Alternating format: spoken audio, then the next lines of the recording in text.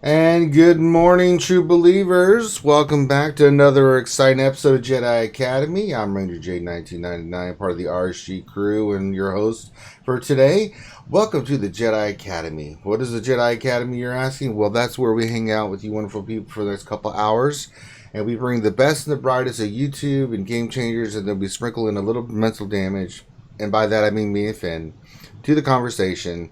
And all we do is we scoop up your questions, because this is a Q&A show, and we try to get to all your questions and answer as many as we can about Star Wars Galaxy heroes. And the way it works, if you have a question, all you need to do is pop it in the chat. The way we ask you to format that is to make sure if it's in the form of a question. But the easiest way is to make sure you put the word question in front of your whatever question you have. It helps Dr. Finn go ahead and scoop up those questions, and we can go ahead and get those answered in the order that we get them. Sometimes we go a little bit all over the place. Sometimes people ask different things, but we will try to get to every question that we have. So be patient. Don't freak out if we don't immediately answer your question in the order you think it's in. But and if we think we missed a question, just put it back in there again and let Dr. Finn know about it. And speaking of Dr. Finn, he is here today. Hello, Dr. Finn. Good morning, peoples in the U.S., and good afternoon and evening to people around the world. Yeah, so let's see. Evening in the Europes, in Africa, so good evening. Here in the U.S., it's good morning, my God, I need coffee. And then I think it's, what would it be, Australia? Sorry, it's probably evening time. Okay, so... Getting ready for sleepy sleep. So late evening. Late evening, yeah. So, yeah, there you go. It started to become the mornings. Also, let's just introduce everybody else. Of course, let's just go down the list. We got the one and only Warrior from Warrior Presents joining us. Whoa, what's happening, y'all? What's going on? We've got Server Not Great Nation of the United States of America, who's a little sore after a road march. God, I know those. One day, King Felix, you do the 100-mile road march, and then you'll really be sore. King Felix is here. Good morning, everyone. Good morning. Also, it is not too early to start drinking. It isn't? Oh, well, I didn't know that. Damn it, Finn, you have to tell me these things. I'll be right back. You're not allowed to, because you're streaming. I'll do whatever I damn well please, Finn. I will drink a whole Don't stream and drink, Ranger. We don't want you to pee your pants again. Mm-hmm. No, you have to pay me. I don't just pee my pants. Now, if you pay me, I'll pee you my pants. You know. And I have Ranger J 1999 adult diapers for that purpose. Also join us, who will be joining us on a permanent basis, and we're so excited to have her. We are very thrilled to have her. The lovely Lady Jedi Adastra is here. Yay!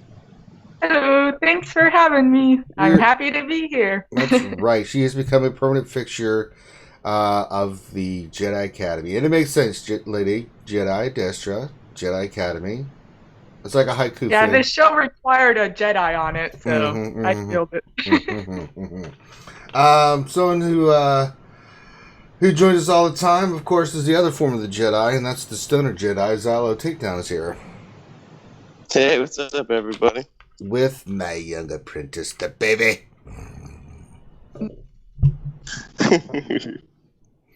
Where is the baby doing? Is he sleeping? He's at my sister's because I have to work another double today. Oh, well. But I get to hang out with you guys. Hey, there you go. Make sure she raises him and trains him well. I want the First Lightning learn. I got you, brother. All right. All right, so go ahead and get your questions in. So much happened this week. We've had a really busy week. I've already ranted and exploded this week. But there's a lot of information. A lot of it good information. You know, a lot of good stuff coming out. Some stuff that made my head explode. But we'll go down. I'll throw it out to the panel while we're getting the questions in there. And I can see they're coming in strong already. What stood out to you guys? You know what? Let's let ladies go first. Since she's new. Miss Lady Adastra, what is one thing that stood out to you this week of all the stuff we've been getting? That you want to talk about? Geez. That's kind of hard to narrow it down. Well, just in general. Like, in general, you know. Well, Well, the mod, finally that we're getting a little bit of snippets of the mod overhaul. I was excited for that because I'm really anticipating the loadout. That's what I'm looking forward to. Because I enjoy remodding and all that. So I'm looking forward to saving time and then being able to remove all of them at once, like just to help rearrange. But the colors, it both bothers me and is fun to see. Because I want them all the same color. But it's fun to see the potential of what some of them could become now. Like I was happy to see I had quite a few blues and purples, so they could turn into some really good mods. Maybe. Well, I'm glad that you're happy about it because I want to go to CG and kick their ass right now. So you balance me. See, you're the light side, I'm the dark side. Finn's in the middle. I'm optimistic. I am not, and it's so we are perfectly matched for this. And then we got the whole bounty hunter stuff going on, so I hope you're excited about that. Maybe. Yeah, that was good. I listen. I think Orsing's a great character. I like the rework on Cad Bane. Yeah, see, there are positive things I do like. Just again. Kick that ass. All right, so that's the thing. Just Lady Destra is very positive. Ranger's a butthole. All right, so we've got that figured out. There is balance. Yeah. War, what stood out to you this week? So much. No, not a whole lot. I mean, I've been busy personally, but I've had a lot more time to actually do videos, so I've been banging videos out, and it's been really fun making videos. I've actually had time to even make videos with other YouTubers, surprisingly, which is pretty awesome. Good stuff. But no, just I'm actually forward thinking. I'm like thinking about what's coming down the pipeline from September to March. The next 6 months, the second half of the year, I've seen a lot of marquees. And so I've been doing a lot of speculating. I'll probably put a speculation video out. I don't do those like ever. Normally I do passive speculating through just my regular videos, but I'm going to probably put out a solely speculation video based on some pretty knowledgeable insights, but nothing concrete. So, that's where I'm at. I'm not in this week. I'm in next week. Aura Singh is solid. In fact, she's amazing, but, she's like, you buy her so you can score better in the Sith raid for phase 3 scores. So for me, it's like not a character I'm going to worry about, but she would have worked really great. I did like the new event that was part 2 to the Bounty Hunters thing. Yes. A lot of people struggled with it. I went against, of course, the hardest one, which was Enfys Nest, and she's her basic was doing 50k and her special was doing 100k, and her AoE was doing like DK to everyone, which was nutty because she was able to basically destroy my team. But then I took in an old school team I used to use with thermal detonators and Zam Wessel, and I got through it 3-star, and I was like, wow, that was kind of easy. So that was kind of the secret to that. I wish I would have made a video, but you only get one attempt. So once I beat it, it was like, oops. War's like, oops. So yeah, thermal detonators, but it's been good, and they were a change of pace, and they were fun, and I'm just looking forward to the next few months, because I think we'll get a few more marquees coming down the pipeline, but probably not nearly as many, and I think we're going to be shifting to more like legendary or hero's journey type characters coming up soon, so I'm really excited about that. And if you guys don't know what Warrior's talking about, there was a post on Reddit. We talked about it this week on our show, or not so much on our show, but we really got into it Thursday with Miss past year. That CG Carey kind of hinted at some stuff, and we always, it's always fun speculating, right? We've been kind of speculating. I think the one thing that we've been kind of thinking about the characters that are going to come in and what status they're going to be, right? We've been saying that we think Malik's going to come in December, and the next March will be Revan, right? And somewhere in between, they're going to sprinkle in a Jango Fett, to round out the bounty hunter team. Was there another one that you were speculating on, War? You said you had like 4 or 5 that you think they're going to be doing based off what you think? I believe there's going to be at least 3 events, but somewhere between 2 to 4 events, probably 3 or 4 that are going to happen. Okay. And I feel like There's a reason why we got a bunch of marquee. Normally in the past, they would do like marquees and then drop the legendary on us, and we'd have to freak farm that group of people, and we were ticked, and everybody's upset, and and then they would send out a pack, and then we'd like, well, now we have to buy the pack, or we're gonna miss it, and so we were angry, and all of this, blah blah blah. Well, the good news is they spoon fed us all the characters. We could have them geared up by the time the events come around easily. And as far as the star level, that'll be the only thing that's in question. But all of a sudden, we get a drop of a pack for the solo characters, and it's like, So I have a feeling that'll be the first event, probably within the next 30 to 45 days, will be something to do with those 5 solo characters. And a few of them are easy farms, a few of them are hard. If you're not farming Vandor, you better be doing it now, not only for the event, but he is amazing, period. So if you're doing Vandor, get him. Yeah, I think that's the other big news is just the sheer amount of farming that we're having to do right now, because I'm farming all those. I'm farming plus the other hard nodes that I'm doing. So I'm not. Kira's almost 6 stars, but I'm doing L3 from the Cantina. I'm farming Vandor. I'm doing Ness. I'm doing. And it's like, and then you have that's all the other hard nodes I'm doing. It's like sweet baby Buttercup. Goodness. Wait. Holy crap. Go from like 2 to 6, Wait, 7, depending. What happened Did you here? see Super Chat, Ranger? What the hell? So pack Holy for crap. Affinity. Felt bad for you yesterday. 2, stop taking surveys and work on content. Damn it, laughing out loud. All right. Oh my All right. god. Tenebris, that is That's amazing, awesome. and thank you. But let me give you guys a hint. If you want to see Finn buy stuff, there's 2 ways to do it. Thank you for the donation. We won't see Wow. that for a couple months. If you want to do something like Finn buy a pack or something along those lines, there's 2 ways.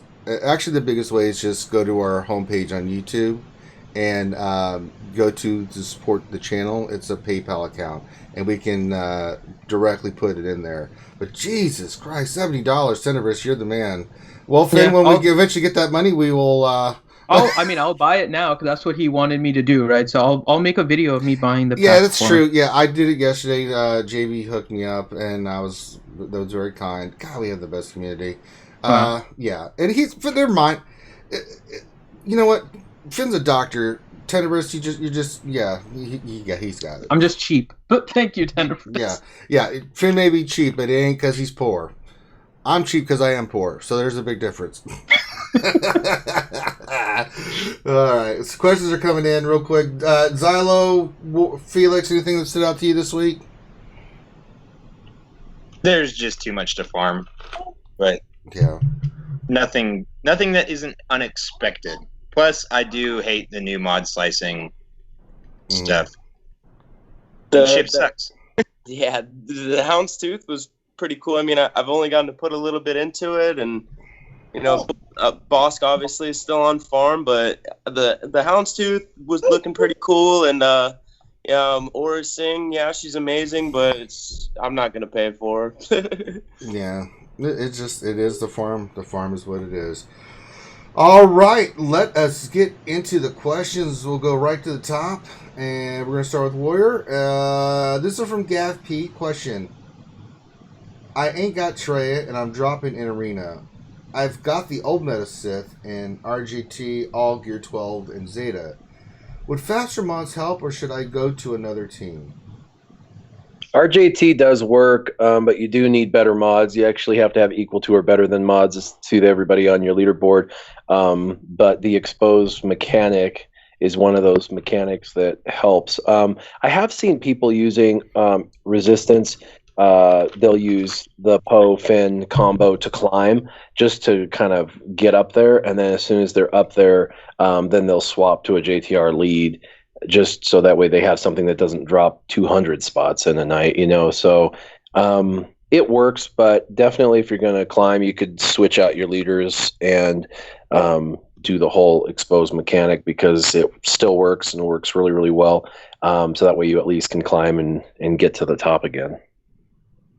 There you go. All right, next question. Let's see. This is from D Perks. We'll go to you, King Felix. Question: why does it seem like EA is going to make CG make mods worse than they are? I don't know what the relationship is between EA and CG making the mods like this, but for wanting to make it easier, they failed miserably. I think if they would have just done the loadouts and the filtering system, everyone would have been happy and there would be no problems at all. But if they want to fix the slicing, they need to reduce the costs. Again, it's subject to change because we've only seen screenshots, but the cost needs to be lower than what we've seen, and the materials need to be vastly more acquirable, because if you have a full roster like we do here on the panel, or anybody else might, you're having to do like 800, 900 mods. And how many of those are gold? You still have to get them to 6E now. So hopefully EA or CG can maybe you start getting a ton of them from Galactic War. That would be nice, but something that we can get a lot more of, because right now it's going to take the next 10 years until I can put all my mods to gold, which is unfortunate. Yeah. Can I comment really quick on that? Is it a good comment, Finn, or is it going to be one of your poor comments? Probably one that you won't like, but still.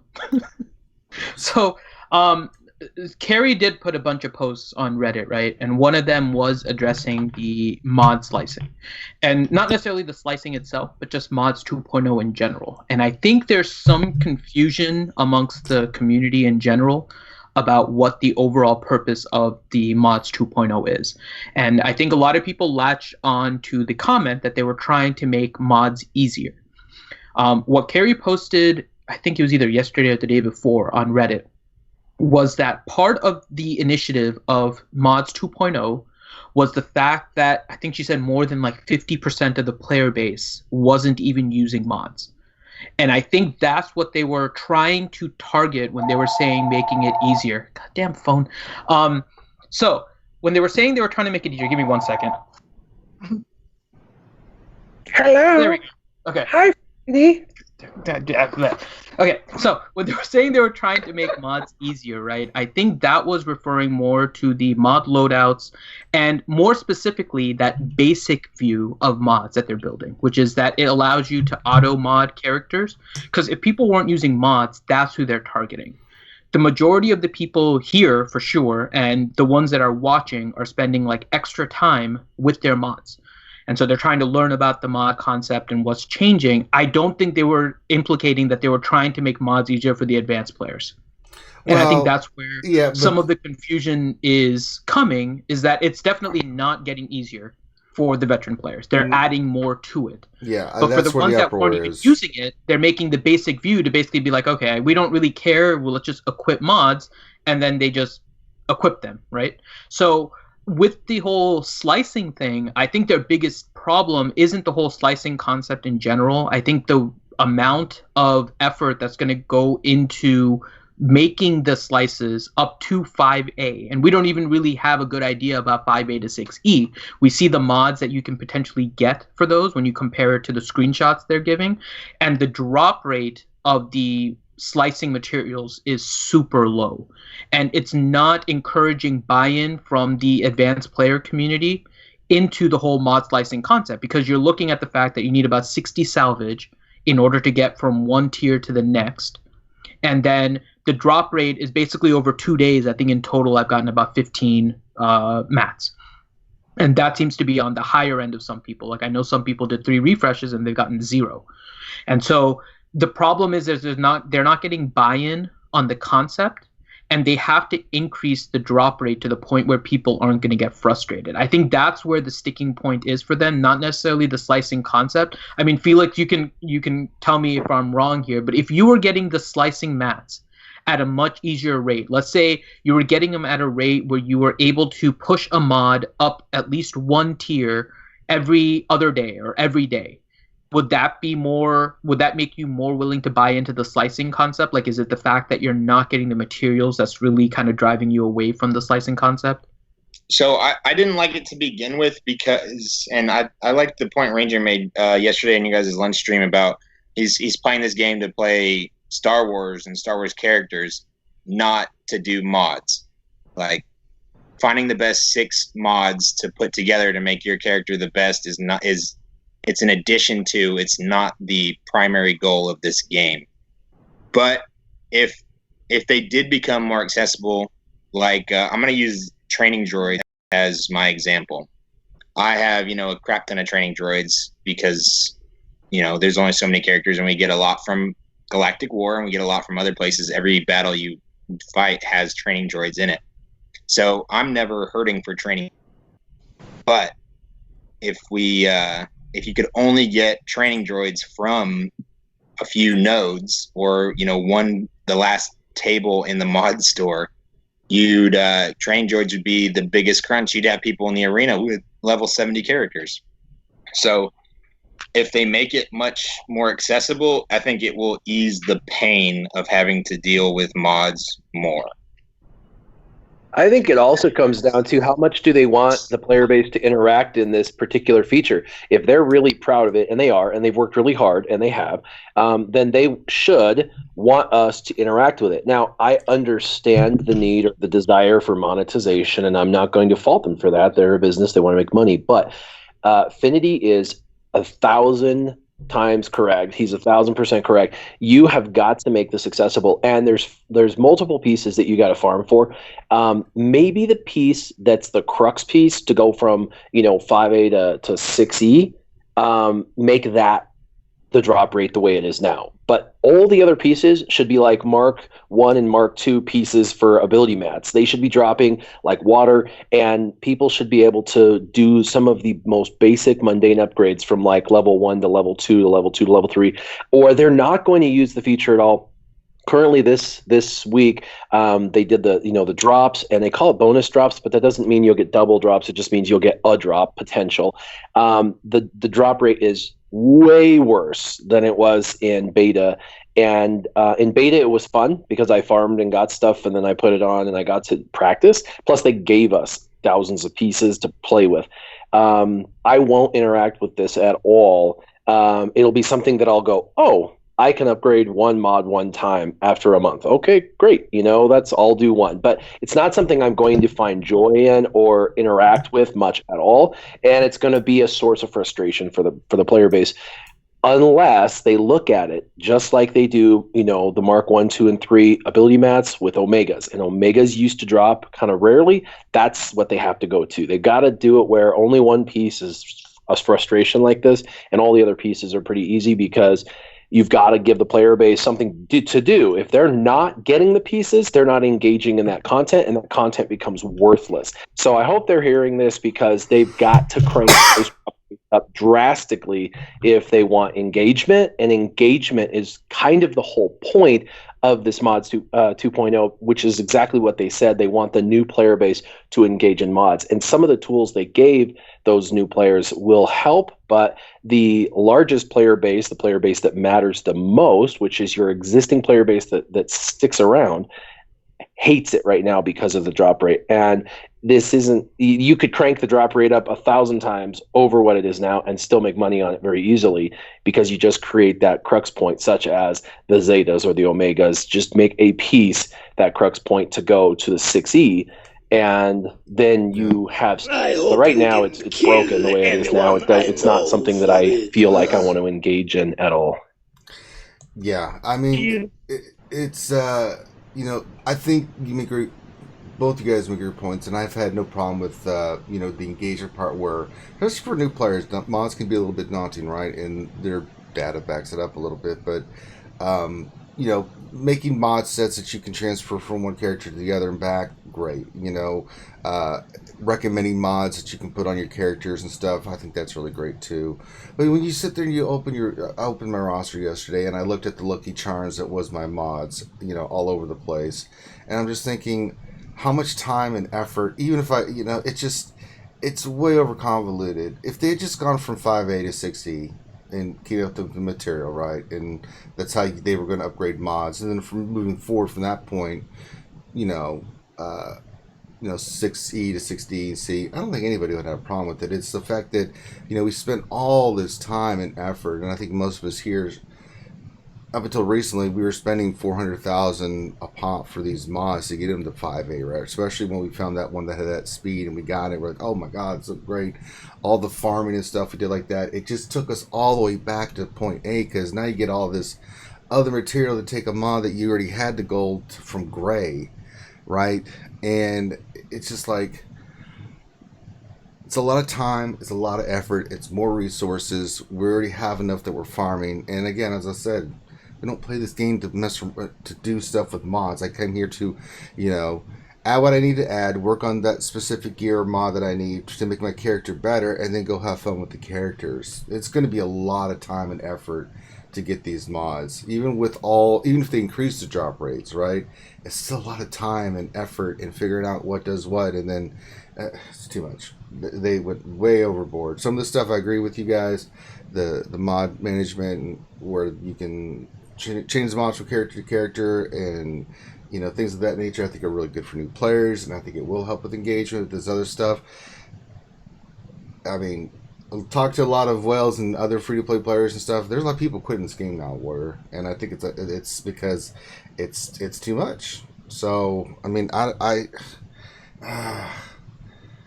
it's frustrating. It really is frustrating. Were you trying to say something, Lady Adestra? Oh, no, I was just gonna chime in on this because it's very. I kind of forgot my point now because I was listening to you. Oh, it's okay. We have more questions on mods. Don't you worry. Don't worry, they're coming. Well, let me get you back in the conversation with the question then, Lady Adestra. One strongman says, question, how does this make mods easier? It seems like they are more complex now. Maybe that helps you get back in your train of thought. Well, you're absolutely right. They are more complex now. It doesn't make it easier, as they just elaborated on.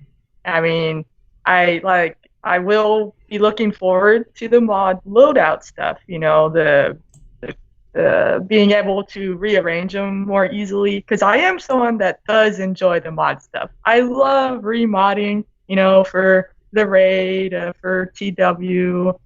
Well, when the raid was newer, I don't anymore, but I've enjoyed that because it is an add-on to make your characters more powerful and this and that. So I get that they do want to strengthen that.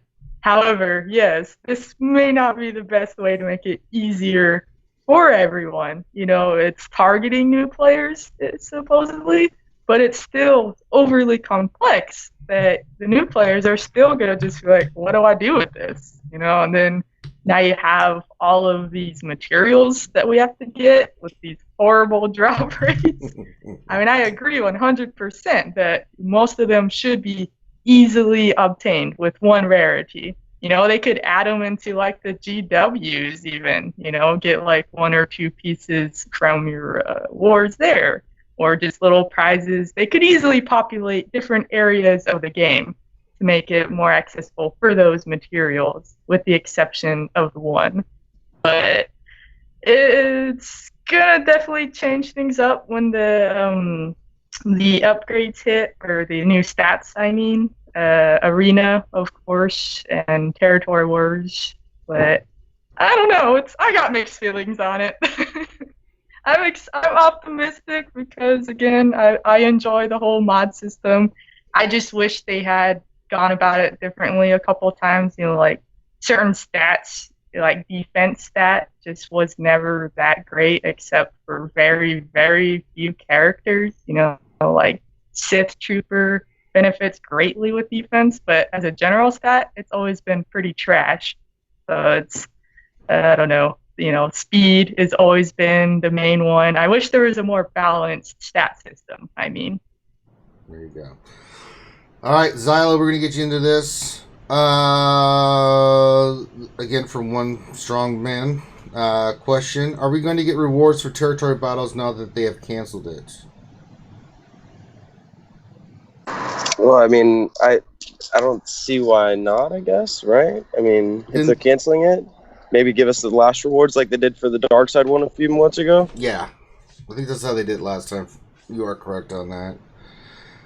Because they're not going to let us go without doing a territory battle without getting some rewards, right?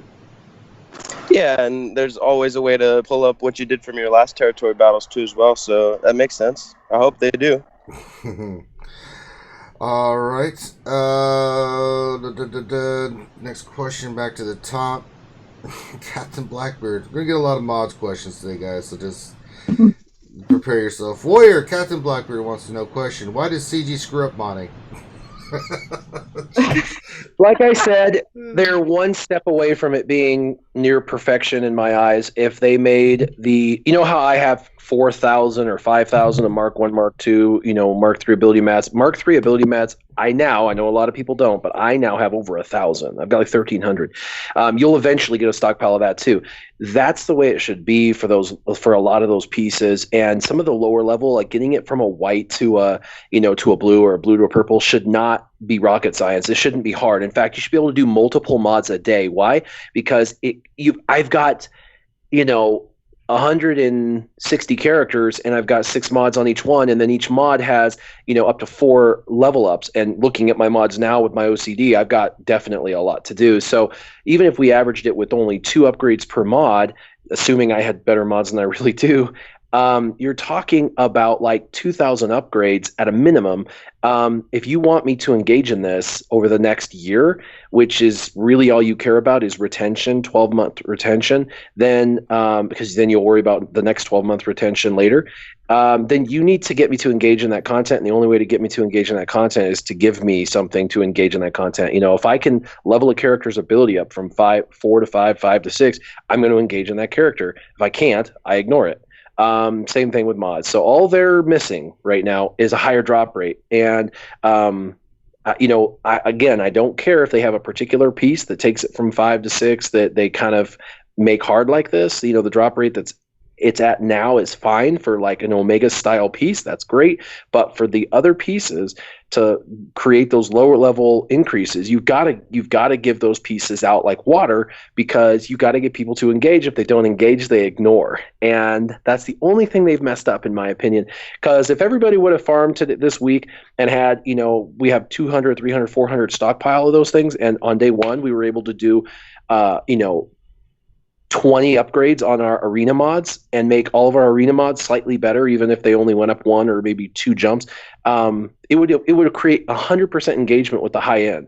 But now they're going to get like 10% engagement, because there's going to be that 10% that does it regardless, because they want that competitive edge and will pay for it. But they burn the rest of the bridge in doing so. So they're close. They're close. They just need to not. I hate to use the word stingy, but they just can't be stingy with these, because it's a bigger picture. They got to take a step back and bigger picture this and say, we want to make money, but we need to also get engagement. And I'll tell you, if they get engagement, if they actually gave it away at a faster rate, what would happen is we would all engage in it. And then they could bring out packs that said, hey, we're going to give, 40 of this, 40 of this, and 40 of this. And people, with like 5 of the exclusives. And people would buy simply for the exclusive. It's like that Omega pack we buy. I spend 1,700 crystals, at midnight last night before it went away, to get 9 Omegas. 9. That's it. I didn't care about the Mark IIIs. Why? Because it had value, because I engage in leveling up characters' ability stats. But mod, packs for this stuff, because I don't have any. I'm not getting any with the drop rates. I'm getting like almost nothing. I could care less. Then the pack won't really help me. What's it going to help for me to buy enough to do a couple of upgrades when I need thousands of upgrades? It's kind of a drop in the bucket. So they're almost there. They just got to do some tweaking. All right. Next question to King Felix. This is from General Gravis. Question: with some of the mods that bonuses getting a boost, do you see any characters becoming more useful in Heroic Sith? Be interesting to see how a character like Visas Mar will do with extra health. Hermit Yoda is going to have extra health. Obviously, crit damage and speed aren't really aren't changing for the mod sets themselves. I think you're mostly, maybe potency you might be able to land some debuffs with the extra potency if you could really stack it on some of the characters, and maybe that makes the Sith team viable, or a debuff heavy team viable. Maybe some Empire, something like that. Look at also with tenacity boost, Grandmaster Yoda and that's in phase 1. His Jedi team should only get better with the extra tenacity you can put on them now. So it's going to be the teams like that. Again, we're not seeing any increases in speed or crit damage, which would be important. But you can add even more health to your first order team. So when they're gaining their buffs, they're healing more frequently. So everything should get an uptick, basically, since most of the mod sets are getting better. It's all going to be about prioritizing which sets to go on which characters still. Offense is getting a boost too, to be of note. Yeah, I was cringing when you said the tenacity for the phase 1 spot. It's like, no, you don't need tenacity on them. No! But yeah. That's why you're the Jedi Master. All right, Jedi Dash. I'm like Warrior. I hardly ever get to raid, so raid questions I'm always. I am all about the raid, like raid, arena, TW. I love experimenting and trying stuff. That's right. All right, so Lady Adestra, Darth Hideous has a question. How prohibitive is the new salvage going to be with the new mod update? Can we prepare for mass hysteria yet? Well, I think Warrior really covered that well, with the whole how the drop rates and whatnot, how they're just so ridiculous right now that it's going to be very hard to prepare. I mean, you could throw 1,000 refreshes at these stupid things and you may only get like 10 of the needed drops.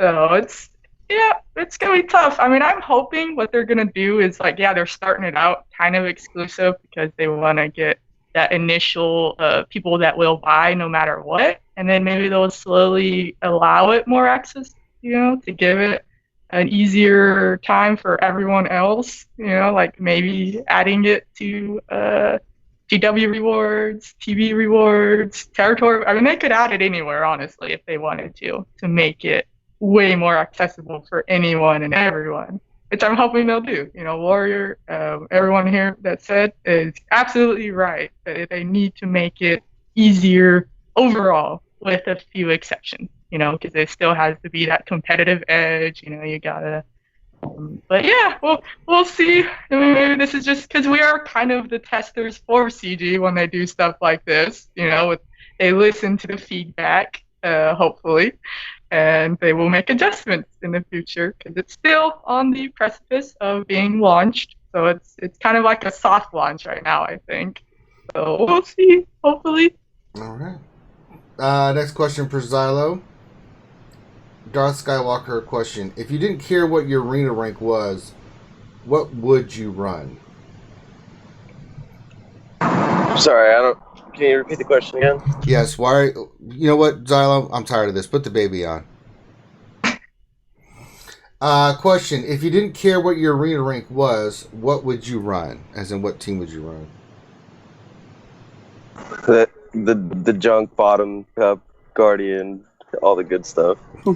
You go for the bottom of the barrel? Oh, yeah. Oh, my God. Oh, no. You're going winning. Jedi Guardian, Cup, Mob Enforcer. Hey, I take offense Trident to that. Boss. Jedi Knight Guardian is not junk. Oh, we were just talking about that earlier, too. Yeah, she's looking really cool now. God. Bastila. You're just trolling. All right. Question specifically for Warrior. This is from Thane Kyrell. Question for Warrior. Thank you for pumping out a lot of content lately. Are you all done with your roster reviews? Question. No, I'm caught up. So no, he knows because he's a patron and he's in my channel, so he can go and look anytime. He knows this is a big question, but that's okay. But no. So I got caught up. What that means is everybody that had been waiting ridiculously long time. I had people waiting 4 months for a roster review. That is patience, my friends, because they're paying $10 a month. That's $40 for that review. That's a $40 video for that. That's a dedication. And I told people when they sign up, like, there's a delay right now. I'm really sorry. It's just a supply and demand thing. You know what I mean? I can only do so much. But at one point I was doing 8 roster reviews a week, and I couldn't even do normal content. It's like, okay, I've got, this amount of time. I got 8 hours to do videos. I could knock out 3 good videos from my main channel, or I can do my roster reviews. And I had an obligation to those people to do theirs because they're paying me, So my channel got pretty destroyed over the last 8 months because I didn't put a ton of content. I was very inconsistent. And if you notice, my consistency over the last 3 weeks has been far higher on my main channel. It's because I'm caught up. Now, that doesn't mean I don't have roster reviews. The funny thing is the Sunday I got caught up, that the next 6 days from Sunday to Friday, I had 11 people sign up, and I hadn't even put any content out on that channel. It ebbs and flows, and I appreciate the community responding in this way. It makes me feel honored that people care enough to support me financially, so that I can keep doing that. But what I'm doing is 2 roster reviews a week, and it's keeping me under 10, and everybody's getting their review within 30 days now. And so I'm caught up, but I don't think it'll ever end as long as I keep offering it. As long as I keep offering it, there will always be new people coming in and new people getting to a point in the game where they're like, I'm at a crossroads. What should I do? I want his advice. So I'm not saying my advice is right. I'm just saying, there's people that want my advice. So yeah, I'm caught up. I'm not done. I'll never be done. But at least I'm caught up enough now that it doesn't absorb my entire life. And then I now can focus on real content. And I have, tons of video ideas, not only from them, but for myself, that I'm really excited about bringing out. All right. Next question from Doc Ariok to King Felix. Question: What is the worth of refreshing 20 ship energy hard nodes versus just buying in the shipments, if any? The gear on tier 5 ship HN sucks. Well, it's all about shards per crystals. So, and if you're like, some nodes just don't drop well at all. Like for me, Vandor Chewbacca's node, I get maybe 1 a day if I'm lucky. It's probably about like 0.7 I'm getting per day on average. But if you're, what is it? He said 5D. What is that? Is that Emphasis node? Yeah. I got none. I don't know. I'm buying her out of the shipments because I'm gonna be doing that too. It's way more reliable, and I hate refreshing the ships table. I really don't like to do that.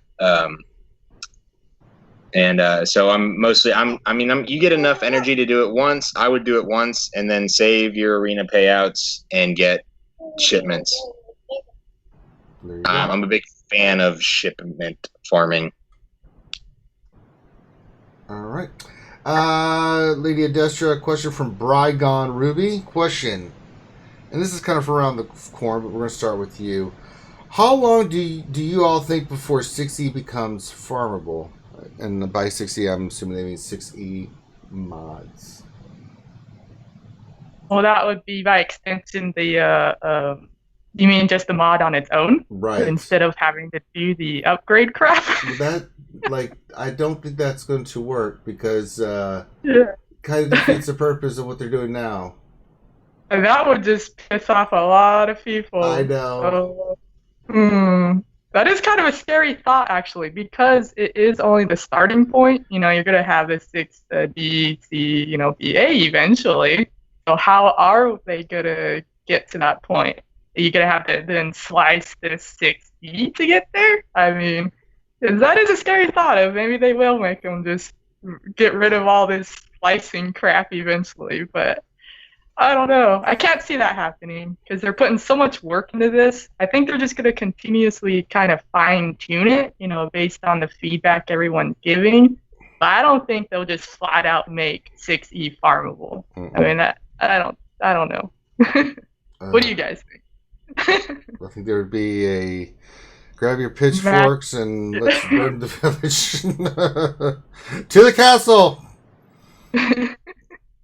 But I mean, that's the other thing. You can't discount because CG, they've done stuff that pisses people off, but we're still here, you know? Mm-hmm. So, I mean, it's kind of a scary thought of what could be in the future. All right, let's see here. Xylo takedown from Camille Bulhalski. Question: What would be a good substitution for Chirrut in Chex Mix team?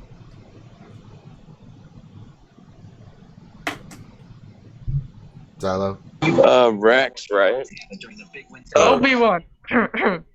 Oh, what? No. Why? Oh, I'm serious. I wish I got this question, damn it. No, it's not Obi-Wan. Stop it. Well, what do you explain everything, Joshua? No, go ahead. I interrupted you rudely. You go. So you want True for the tenacity up, right? You can't replace it other than Rex because of the support role, and you won't get the attacker role, so you won't share the offense. So you want Chirrut. Chirrut's like the must. Now, if you were to replace one of the other attackers, might be... I mean, the thing about Chex Mix is because of the specific characters and what they do that makes it so damn good for Phase 3, but, I mean, the only one that can be substituted out really is POW, like maybe for Jedi Knight Anakin or something along those lines. But then the RNG is horrible. Like you think the RNG is bad with POW, and you've actually like run Chex Mix a good couple hundred times. You know, it's like if you put Anakin in there, you got a coin flip on him sharing the offense up. So it's crazy. But I mean, like I'm really more leaning towards. You know, I've been working on my bounty hunters a little bit. I'm leaning more towards, you know, switching Han out for Greedo now, just because, you know, yeah, it's a little bit of less RNG, but there's a chance where, you know, Greedo can sit there and pop off like 3 or 4 times and you're getting even more damage too. And then that's where you can kind of lean into transitioning into a full bounty hunter team when, you know, Embo and Aura Singh become free to play. You know, yeah, it's a few months down the road and a few months of farming and blah, blah, blah, but it'll be worth it and it'll be fun to do too, so. All right. Wait. I want to hear the Obi-Wan answer. Yeah, what is the Obi-Wan answer? Yeah, well, for real. I was like, what? The reason Rex isn't really the best because he messes up the turn meters, you know, to get that tenacity up, then or turn order might get really messed up. So there's some RNG in that sense. And before I had Chirrut, I used Obi-Wan. Because he had, you know, I just taunt and he'll eat the isolate. So I took out a huge RNG factor right there. And I could get good runs. You know, I mean, yeah, the damage threshold is lower because he's not an attacker, but neither is Rex. So I preferred him over Rex because it was way less RNG. And then, yeah, you can use for the POW substitute, Jedi Knight Anakin. But yes, he's a jerk and wouldn't always give me offense. Yeah, it's me, my power! But yeah, Obi-Wan, I wholeheartedly say he's a good, cheap, true substitute. Do it. You won't be disappointed. I love how she can make Jedi work with anything, dude. Like she's just like, oh no, listen to this real quick. So for the Sith event, who should you use? Josh is like, Herbert Yoda. What do you mean? Jedi everywhere. Heck yeah! So awesome. Oh my god! All right, next question. Kazakagi too easy. Oh, it's for me. Question: Ranger, do you think Finn is secretly paid by CG? LOL. He's a mole. Well, there are many theories about this. My theory is not that he's paid by CG. I just think Finn's the devil. Or the Hindu version of it. Finn, what's the Hindu version of the devil? Kermit. There you go. So Kermit is what Finn really is. He just likes to, no matter what the argument, he will always take the opposite side because he likes to piss people off. Finn, your thoughts? You do devil's advocate all the time, so I call you the devil. Oh, that's I've always been like this, and maybe it's just the way I am. I obviously have my opinions, right? So I said like the mods are bad, but I also try to be as objective as possible. and try to figure out. I mean, it doesn't help you, and this is kind of just a life thing too, right? It doesn't help to just be stuck in your opinion the entire time. These people, and by these people I mean like CG and EA, they've been in business for a long time. They're in the business of making money, so they're making these decisions for a reason. The people at CG are doing this because, I mean, this is their livelihood. They're not going to intentionally screw up a game, but they're coming at this from a perspective that's different than our own as players. And so for me, it's always trying to find the reason why they're doing what they're doing, right? Trying to get into their shoes to understand why they're making decision-making processes. And that's where you can start in terms of making suggestions, right? When we make suggestions, it's not just random. We're trying to understand why they made their decisions and trying to give suggestions on how they can improve. And so I try to be objective. I don't mean to be CG Finity. That's usually Grande's perspective, and I blame Grande for not being here. That's right. I think that's just a cover. It's just my nature to try and understand and try and be as objective as possible while maintaining my own opinions and then not being stuck in them and it's not like I'm stubborn about my opinions. I've been swayed on my opinions before if there's a reason for it. And so I try to understand why CG does what they do, but sometimes it's just hard to overcome, and I still hate ships. So that's where I stand. There you go.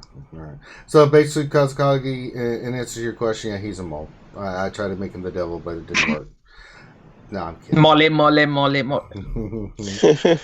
Grind it up and make guacamole. Back to the top 10 warrior. Again from Camille Buhalski. Question. What should I farm after Vets and Dart and Death Trooper in Cantina? Should I go for Sith Trooper or Sith Assassin? Of the two, I would say Sith Trooper. Sith Assassin, solid, and now has the Sith Fighter, but the Sith Fighter is not farmable yet, and she is less necessary now that most of the teams don't need an engine, a turn meter engine, because Emperor Palpatine lead is his own turn meter engine, and for Traya, in fact, you could be slower than every other Traya and do better. I am the slowest Traya team on the top 20, and I walk through people that have 7-star Trayas and stuff because when they go first, they isolate my Scion instead of my Nihilus, and I'm able to do cooldown increases, and it works better for me to have a slower team, so I've timed mine lower than theirs by intent partially, and the other part because they're just outspeeding me. So yeah, you don't really need Sith Assassin right now, especially in the meta where it's at. With Sith Trooper, he fits in the current meta right now, and he's phenomenal for expanding your Sith roster. There's not that many Sith in the game, to be completely honest. And so if you're going to make two teams, you're going to need to go into one of those two characters, and Sith Trooper's the way to go. Yeah, he's amazing. I use him on my raid team, and he is just he's a damage soaking sponge. It's amazing. All right, next question to King Felix from Darth Skywalker. Question: would this game be better off without mods? I don't think it would be, because then you get coin flips all the time on speed, and I think it would add a lot more RNG to everything. Because if you both have the same gear on everybody, it's a complete coin flip on who goes first. It'd be like when everybody was running OG Han. If you're Han first, if you didn't, you'd lose. So I actually would just prefer if they kept mods how they are right now, and then gave us the filtering and the the tools to help. But I also don't really remember playing before mods. I think I came in right about when they introduced them, so I'm not sure if it was better or not. It is better. I think it's old trusty vets remember the days before protection and everything. Oh boy. Alright, let's see here. Next question for Xylo. This is from Elliot Warsfold. Question: how should free-to-play low spenders prepare for the upcoming barrage of legendary events? Should we wait to see what the events are first, or should we start getting our solo core tour tunes now? Well, see, I mean, that more comes into like speculation as to, you know, like what's next, and, you know, how to prepare, I guess, is to, you know, make a crystal income in a sense to where it's not affecting your day-to-day farms. And then, you know, you're going to be having to place top 10 in both arenas, and, you know, you have to just accumulate a good hoard of crystals and then basically be ready to, you know, refresh hard nodes. And, you know, if you're going to, you know, spend some money casually, it's not going to happen. You know, you can chip away at them in shipments too, but that's going to be more expensive on your crystal income. And that's why, you know, you hear people refreshing the nodes more now as opposed to, you know, players buying characters out of crystals or out of shipments with crystals, because the value to a shard now for even the new marquee characters is dropping because, you know, the consistency of the drop rates as opposed to buying them from shipments is a more expensive income. So that's the best way I can recommend it for you. You know, I've been refreshing the hard notes for a few months myself, and I see a lot of value out of it. I did the same thing with Scion, and I was, you know, trying to preach that out to the community on the lunch streams as much as I could.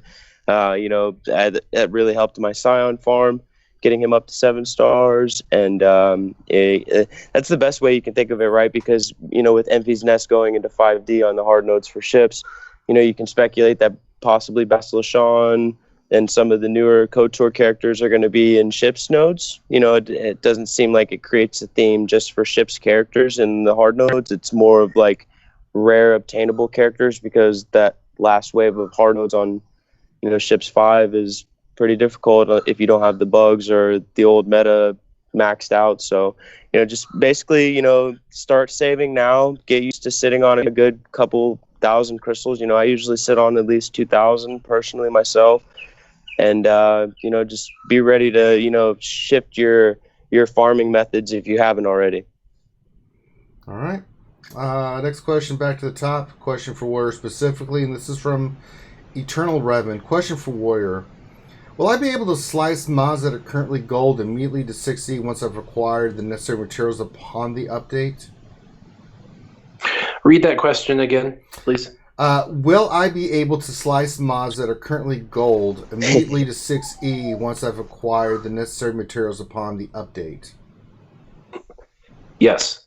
Every mod will be independent of other mods, so every mod will have its own mod journey, if you want to think of it that way, towards its final destination. And the next step in the journey will require pieces, which are what we're farming for. And if you're in the gold level, there's nowhere to go except to the 6E. So you won't even be able to do anything with it until you have those necessary pieces, and then that mod will go up in its own. As far as like strategy-wise, it would behoove people, once this completely launches, to go into their filter system and look up all their purples first, and filter by speed, and then filter by speed highest. And so purple, speed highest, and then those are the ones that, in my opinion, should be spent on first until all of their purples that have speed secondary are to gold. Then move to blue, and then move to that. I wouldn't waste time rolling up on a mod unless it has speed. I know people, they wanted to make speed better, but moving forward, mods will be, I think, more balanced. But for now, speed's still going to be king, because especially for people that don't have 9 million perfect mods, they're only going to have so many with good speed, and those are the ones you're going to want to improve first, especially for your arena team or maybe your A and B team in the raids. So just a warrior tip of the day. Word. All right, next question for King Felix. Let's see here, from Darth Tallywhack. Jesus, Darth Tallywhack Manacker. What a name. Question: how important is it for us to continue to upgrade mods past level 15? Is slicing going to be mandatory even if you're not super competitive? How important is slicing at the moment?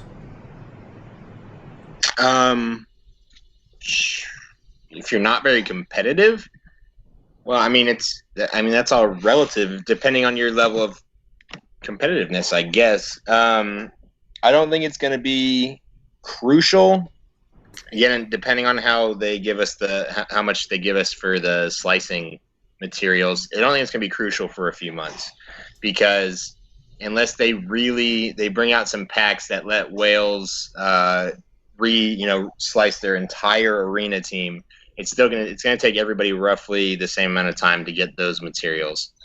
So, I mean, if you're not competitive, then don't worry about it and get them when they show up. But if you want your competitive edge and you still want to take number one in arena, you're going to have to farm them as fast as you can. All right. Next question for Lady Adestra. And this is from Mateus Calvalcanti. Question: can Orsing solo the hat? Also, I love everybody in the panel. You make the game the success it is. Well, thank you for that. Thank you very kindly. I think everybody in the panel has the same sentiment. Thank you for those kind of words. So, Ms. Adestra, can Orsing solo the hat? What do you think? That's a good question. However, it's only toppled for phase 2 and phase 4. So I see her easily doing a solo for phase 4. And then, because if the Zeta, she does that extra huge amount of damage on a toppled, on a raid boss. So phase 2, I don't know.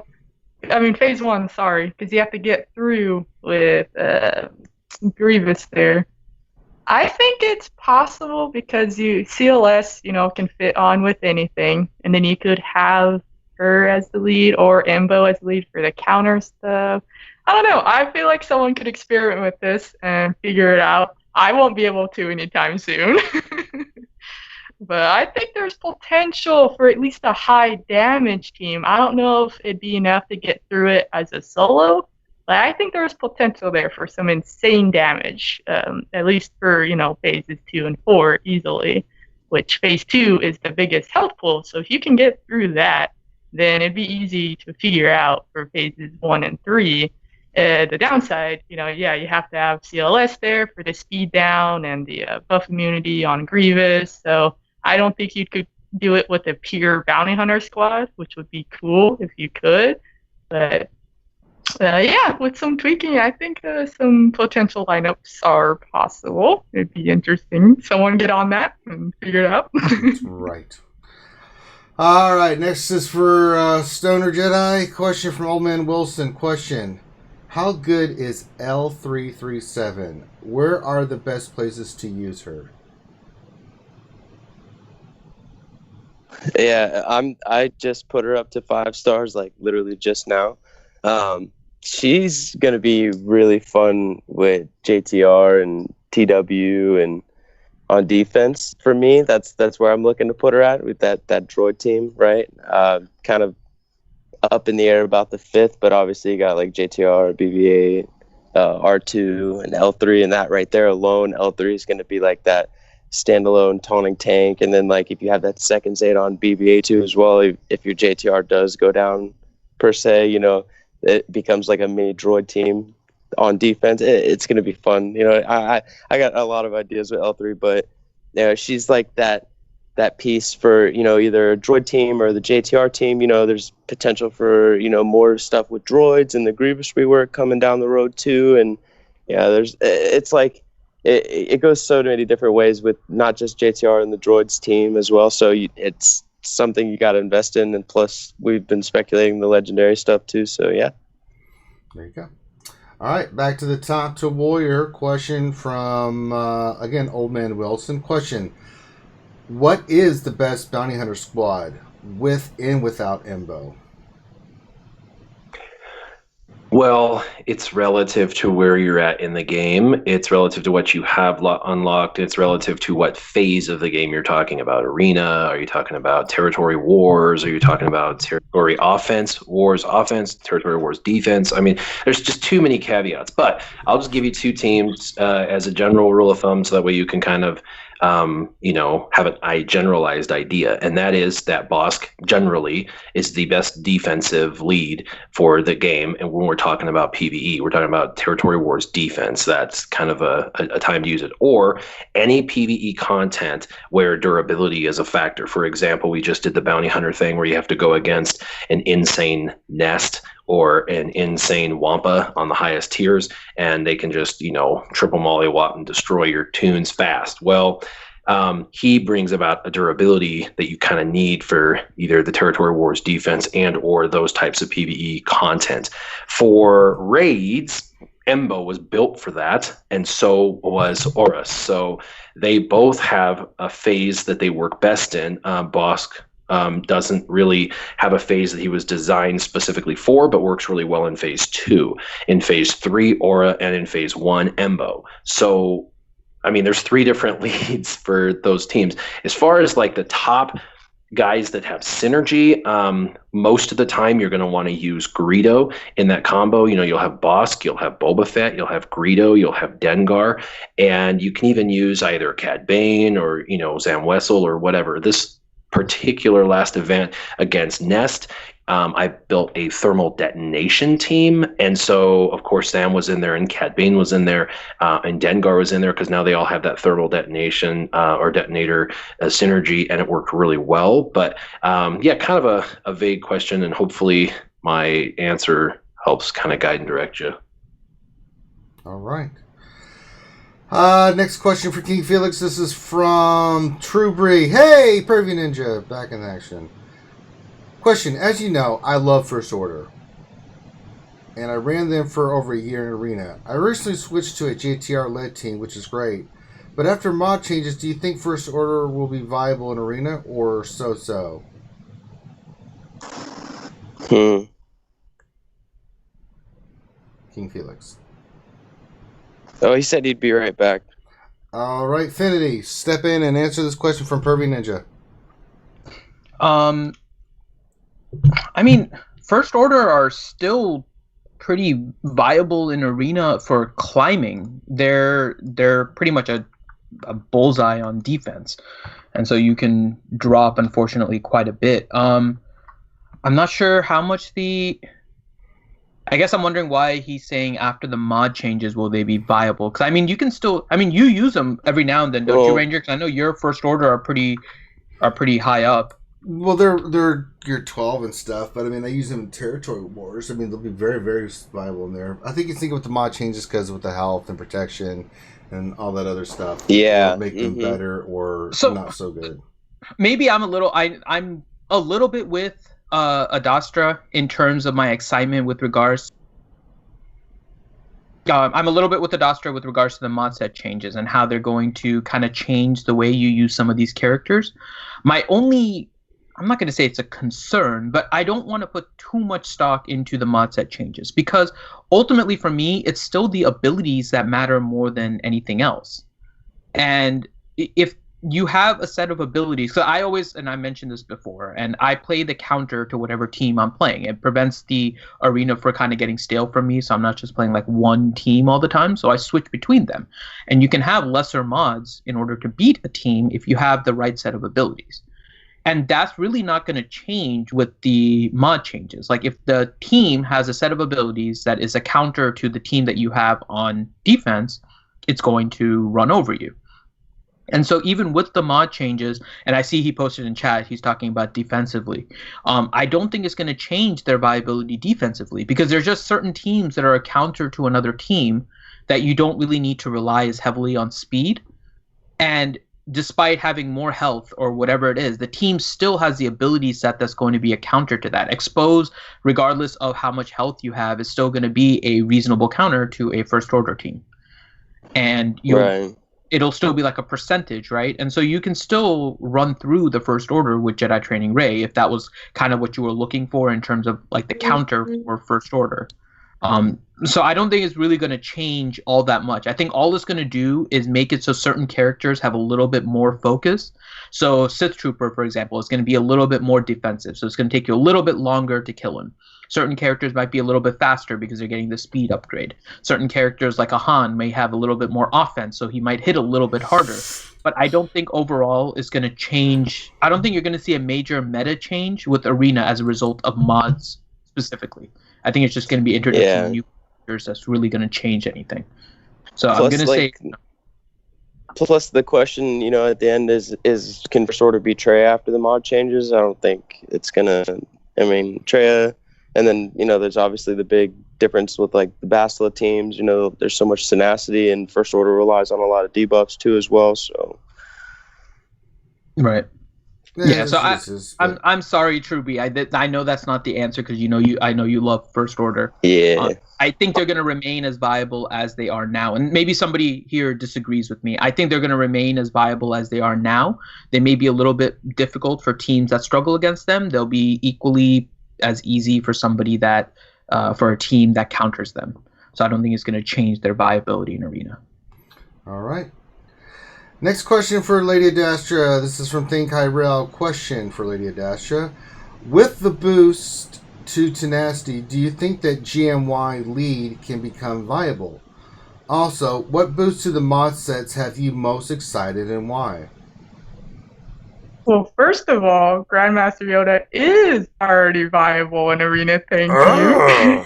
I really enjoy running him because the speed is, I think speed will be everything no matter what. We'll get maybe some more balance, but speed will still be the thing. If you can take 5 turns before they get one, that's a huge advantage. As far as the tenacity increase, though, I really don't think it'll change much because you can still cut through people that have a high tenacity. Like the Bastila leads, even they, are susceptible to debuffs at times. Like Plague can get through that. Scion can still land his pain and such. So I honestly don't think tenacity is going to be changing things too much because everything else is getting boosted anyways. So I'm hoping it'll be more impactful, but I honestly don't think it will be. I'm more excited for the health increase because that is huge. I think that'll be very impactful for tanks, for in general. Everyone's health pools will be bigger, and you can really focus on that for certain characters to make them more of a pain to get through.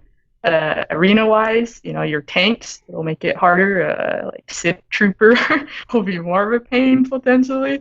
You have the defense increase as well. So I think certain characters will become super sturdy, or sturdier rather, because if modded well, Sith Trooper can already be pretty sturdy.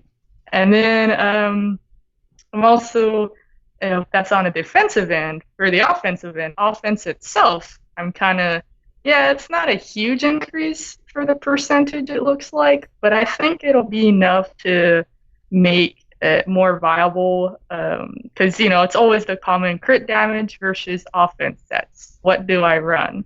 So it'll make it more interesting to give more viability to the offense stats. I prefer it like Grandmaster Yoda. I run an offense set because his crit chance is just so stinking low, which also crit chance is getting a boost. So maybe I'll run crit damage on him now with an increased crit chance. So I'm kind of excited for, some of the shifts that will be possible because certain stats will be more accessible now and viability. So I'm kind of all over the place here, aren't I? Yeah. Orange with you, but cannot be done. I'm looking forward to because I love testing things and trying out different mod compositions. So ultimately, the health and crit chance, I think, will be one of the biggest influences, because their increase is so notable. So I think those two will get some good attention. All right. Next question for Stoner Doc Ariok. Question: with potency mod boost, will Zeta Sidious make a comeback? I'm thinking of Zader, Zed, and HSTR. It's again Treya, Bastila, and you got CLS bouncing back. What was it we saw on Wednesday? The meta report shifting a little more with the Treya lead actually going down or whatever. But GG's always messed up, and I don't see it. It's the meta where we're at right now is so unique and intense that the game, is like, it just shows how much the game's evolved from the metas in the beginning with like the dodge metas and like the triple cleanse and all that stuff. Now where we're at, it's like all that kind of stuff is shifting away because there's going to be more, and who knows what's going to happen with these potential legendary characters that they're speculating down the road too. So we'll see. I mean, it's like everything's becoming rock paper scissors again too, so it's not just like one meta anymore. Like obviously, Jedi Dastra can preach for that too, and there's a lot of Basilos in my arena, and there are a lot of people wailing out on Basilos Sean now. I mean, it's more towards like the newer characters are going to be the newer meta, it seems. So what do you think about in Heroic Sith, though? Do you think the potency mod changes will make them more viable in Heroic Sith with like a Zeta lead Sith? with Sidious? Oh, absolutely. I mean, it'd be cool. It'd be cool to see the dots sticking more, yeah, because then you can do like Wampa teams with that too, or yeah, I mean, it'd be cool, yeah. Every time we have a question about mods and Heroic Sith, like Jedi Master Adastra's like ear perks up and ready to. I get him lost. Awesome. Yeah. Sorry. She's so excited about it. I love feel it. your anticipation. All right, next question. Back to the top to Warrior from The Last Skywalker. Question: I saw a Sith raid team Phase 3 with Mother Talzin lead. What is the strategy behind it? How do I get it rolling?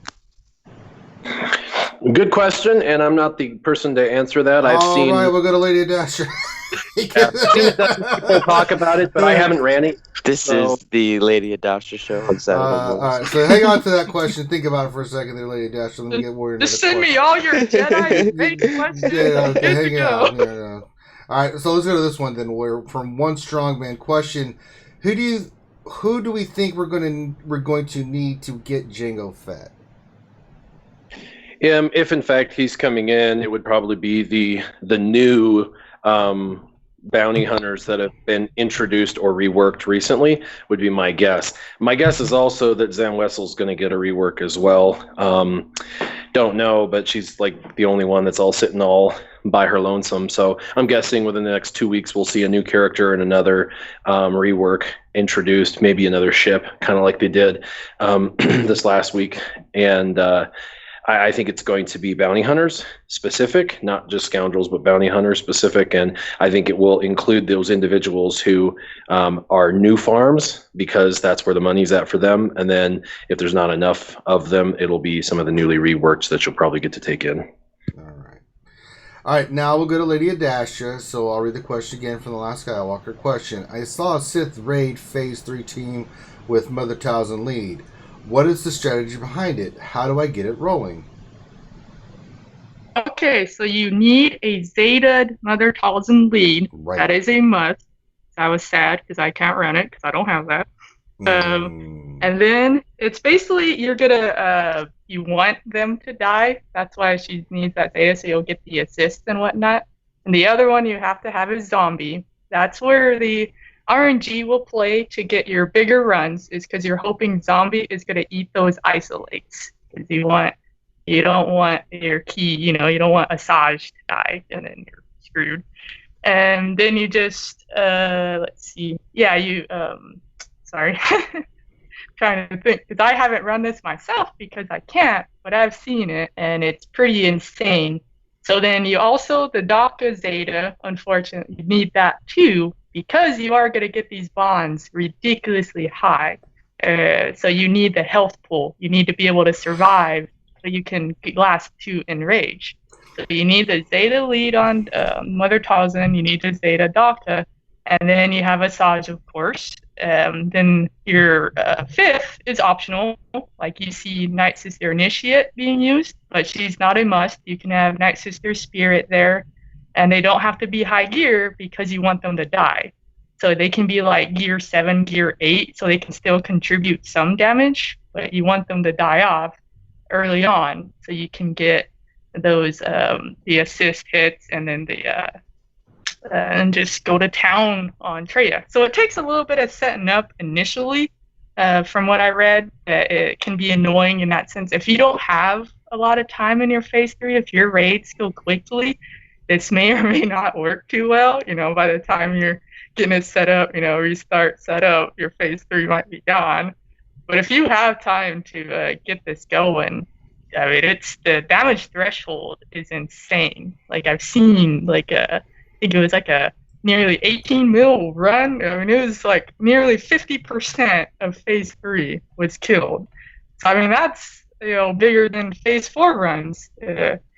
So if you have the key characters there, give it a try. And the modding, you do need some speed though. Asajj, I believe you want them to be somewhat fast, but you do need that damage as well. So you got to find a good balance there. But overall, yeah, it's a pretty nutty team. I mean, it's always been a known squad. It just didn't get as much attention as it is now, which I find kind of weird that it's suddenly getting so much attention. I guess since the raid has been out a while and phase 4, it's easily conquered with like 2 or 3 good Night Sisters that people are like, hey, I want to run my Night Sisters in phase 3 again. What can I do here? And now you're getting these insane numbers. So it was because they were so good in phase 4 at the beginning or at the end that people didn't want to use them anywhere else, and so that's why nobody talked about it, because people had tried them in phase 1, 2, and 3. It just they were the highest damage dealing in phase 4, and so that's where it went. But then once that whole thing occurred with the Cryolite team and kind of the nerf of them, now people are trying them in all the other phases again to see, is there a particular spot where they can make a ridiculous amount of money or amount of points. And where my brain's at. I'm talking about money already. Heading to work. Money. All right, next question for King Felix. Are you back yet? Yes, I am. All right, welcome back. Let's see. This is from Camille Buhalski. Question: what should be the kill order while taking the Traya team? Traya, Nest, Sith Trooper, Sign, and Nas with a regular EP Sith team. First Traya appeared in my shard, and I'm already having trouble. So it's the triumvirate with sorry, Traya lead Nest. Oh yeah, I got Jurassic Park on here for the turd.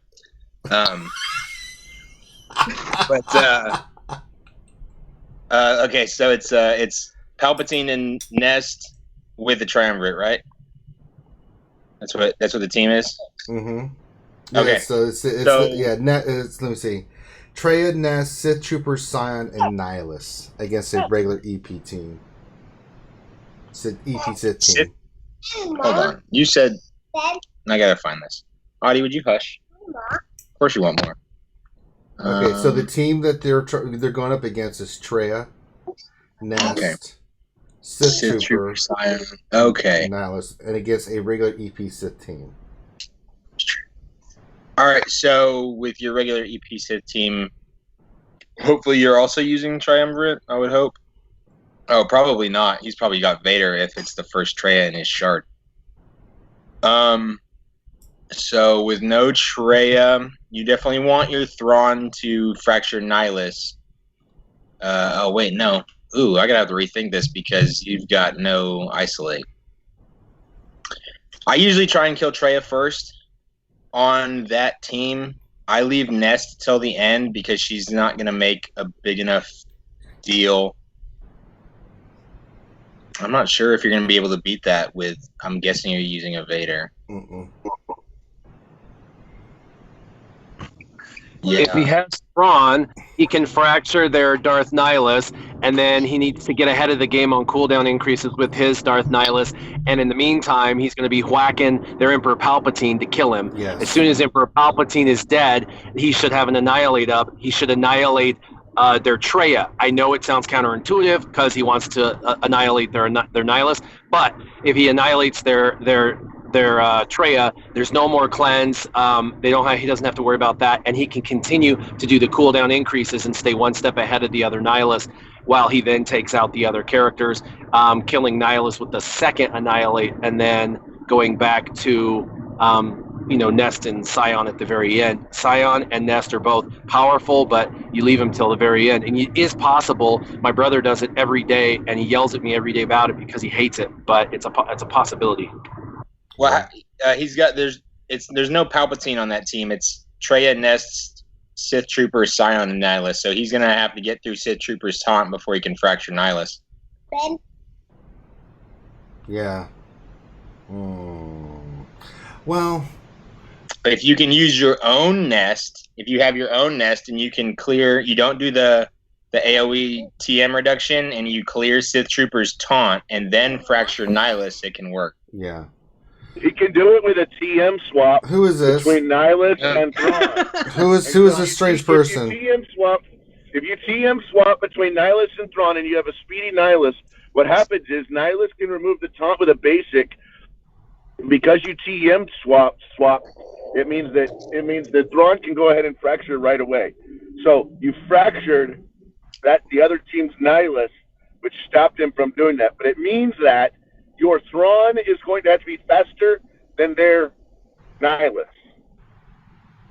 It's going to have to be a lot faster because Nihilus is going to gain the turn meter when Sith Trooper gets hit, or not when Sith Trooper gets hurt. But it's not an AoE. Remember, it's just a single hit.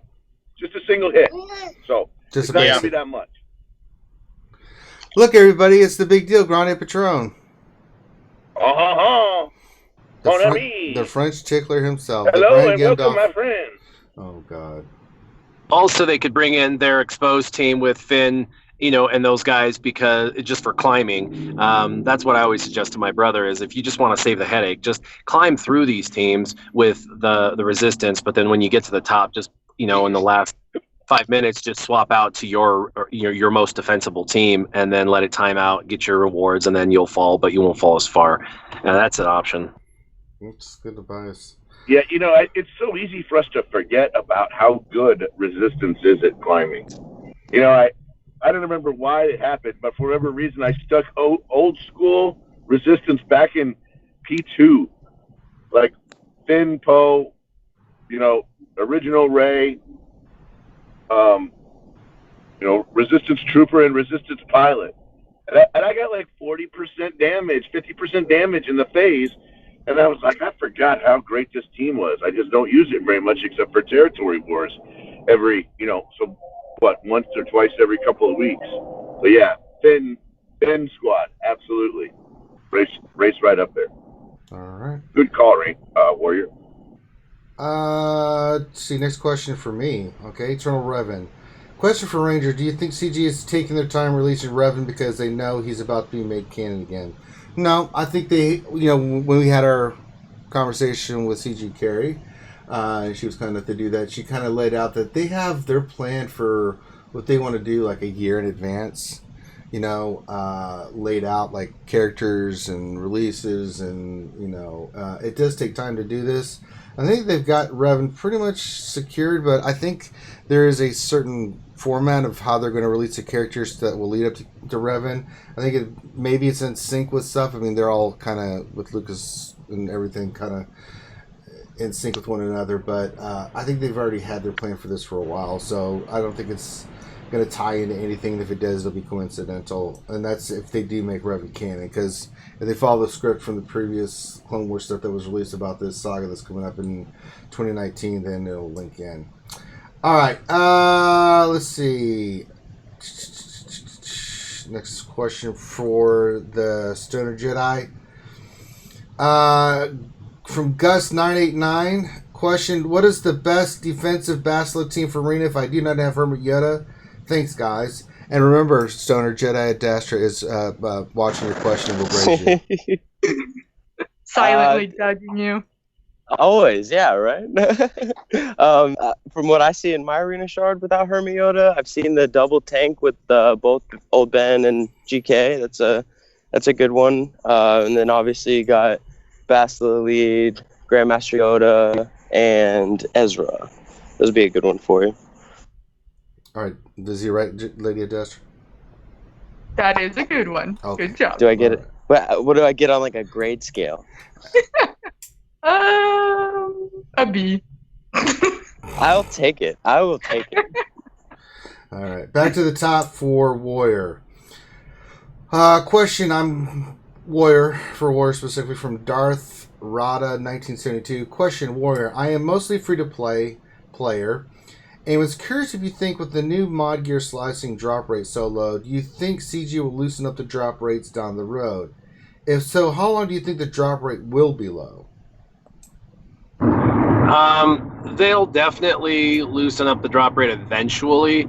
I'm hoping that they're super smart and they listen to the community feedback now and make those changes immediately, so that way the community doesn't revolt and they lose a bunch of really good players and stuff. But eventually kind of all things start to happen. If you look, Omegas were like nearly impossible to get when I first started.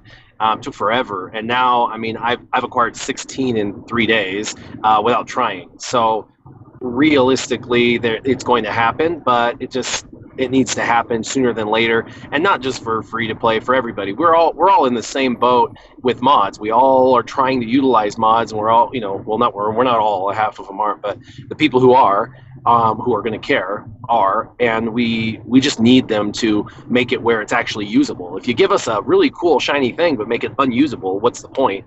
It's kind of why people hate Marquee, because you give them a character and then say, well, it's great for raids. Oh, but you have to buy it. Well, a lot of people aren't going to spend $300, and so what's the point of that new shiny object? There's no point at that point to them. So that's why people kind of disdain the Marquees and whatnot. And so they've got to listen. They've got to listen. They've really got to. And we as game changers are definitely being the voice of the community and expressing our concern about the drop rates. And I really hope they listen to the community. The good news is they've been listening to the community overall pretty well, actually, in comparison, especially to other development teams. So I'm pretty proud of that, and I think they'll make the right decision. All right, let's get old Grande Pappy Patron a question here. I think this is a good one for you, Grande. This is from Nathaniel Miller. I'm good for Nathaniel Miller. All right. Question: with the upcoming mod set changes and such, are you planning to make any change to your mod loadouts? My mod loadouts? Absolutely. I'm gonna look closer. Oh no. Look. Oh, you went Roboto on this. Arigato, Mr. Roboto.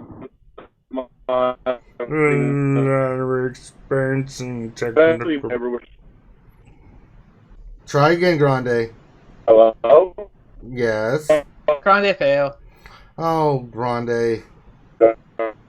Oh, I tried. I really tried. Grande. I tried so hard. At the end, it didn't really matter. Yeah. Okay, just stop. God, it's not Grande, getting stop. better. Oh, God. No, Jesus, God. It's getting worse. No, Grande, stop. It's also Roboto and lag, so I don't think he can stop when you're telling him to stop. It's coming in. What? 10 There's seconds. no stopping him now.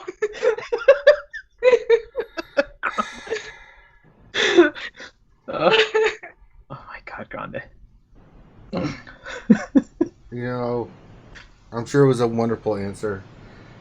We'll never know. Oh, God. So we'll go with you on that, King Felix. Oh, God. Yeah, I will do my best to not turn into a robot. I will definitely be re-looking at a lot of my mods, specifically the circle mod, and moving more to health with some of the other characters.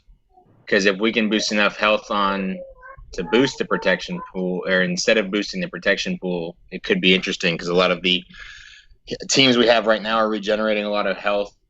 Definitely going to remod pretty much any healer that I have. And then I think offense might replace a lot of crit damage, crit chance loadouts as well. So I'm interested to see how it works. All right. Next question. Actually, this is the last question. From Danilo Pius. Let's see.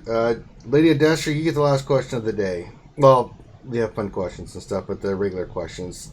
From Danilo Papayas. Question: if I fall drop a lot in Arena, And my team is Zeta, Emperor Palpatine, Vader, Scion, Darth Nihilus, and Thrawn, with everyone except Scion Gear 12.